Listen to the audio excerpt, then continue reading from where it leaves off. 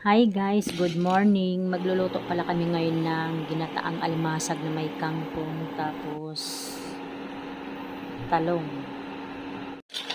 Nilaga pala muna namin yung almasag guys.